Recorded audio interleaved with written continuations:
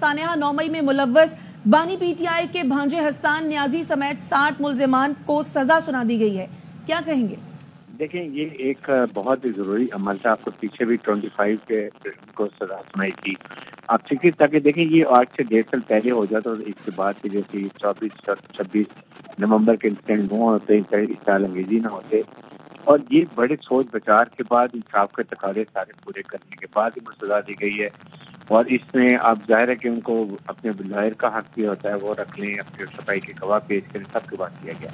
और अब इसके बाद इनके पास रेमेडी है कि they can go to high court और वहाँ ट्रायल में इतने और अपनी जो भी सफाई पेश कर लें। इससे ये सोचना कि ये फौज ने कहीं ज्यादती की है, ये बिल्कुल गलत बात है। सिर्फ इनको तमाम प्रोसिक्यूशन को और डिफेंस की गवाह को देखने के बाद ठीक है। ब्रिगेडियर साहब, आपसे दोबारा राब्ता करते अपडेट कर रहे हैं। सानेहा 9 मई में मुलव्वस मजीद 60 मुजरिमान को सजाएं सुना दी गई हैं। सुप्रीम कोर्ट के फैसले की रोशनी में फील्ड जनरल कोर्ट मार्शल ने सजाएं सुनाई हैं।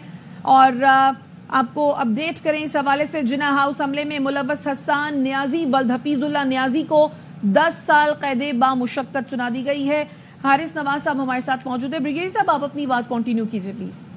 देखें, ये जो सजा दी गई है, ये जाहिर है कि उस वक्त तमाम गवाह लेके फिर इनकी तकरीबन कोर्ट जो प्रोसीडिंग कंप्लीट हो गई थी। वजह यह थी कि चूंकि कोर्ट ने स्टे दिया था कि डिसीजन अनाउंस नहीं करना, इंसाफ के तकाजे तमाम पूरे करने के बाद इनके जो सफाई के वकील अपनी मर्जी के थे, इनकी सफाई के गवाह अपने मुल्क के तमाम चीज़ों को देखने के बाद ये तकरीबन सजाएं तैयार थी। सिर्फ कोर्ट ने रुका हुआ था, इस वजह से अब ये अनाउंस की गई हैं। और अगर ये पहले कर दी जाती तो आइंदा की और इंसिडेंट ना होते। लेकिन ये देखने की सिर्फ मिलिट्री कोर्ट में फर्क ये है कि मिलिट्री कोर्ट में डेली ट्रायल होता है। एक कोर्ट के प्रेसिडेंट के पास एक ही केस होता है, जबकि सिविल कोर्ट में 20-25 केस होते हैं टेररिस्ट कोर्ट में, जिसकी वजह से वहाँ 10 साल लग जाते हैं। तो अभी इनके पास रेमेडी है, हाई कोर्ट में जाएंगे, अपील करें, अपना केस बिल्कुल लड़ेंगे, ऑल द राइट।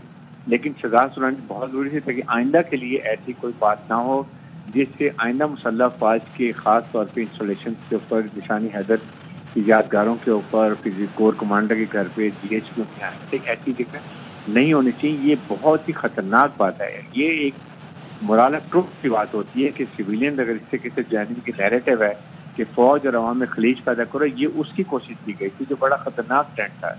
इसलिए मेरे ख्याल में अब इसको लॉजिकल कंक्लूजन यही था। इसके बाद अब they have all the remedy, they can go to the high court and appeal, अपना केस में फाइट कर सकते हैं।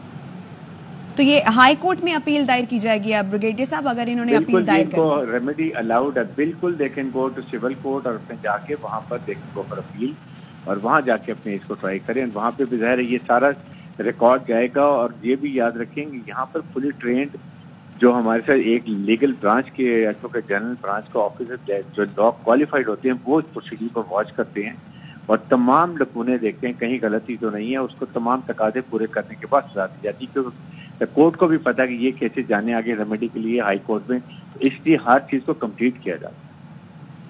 ठीक है। ब्रिगेडियर रिटायर्ड हारिस नवाज साहब, आप हमारे साथ ही मौजूद रहिए। कमर शीमा साहब ने भी हमें ज्वाइन किया।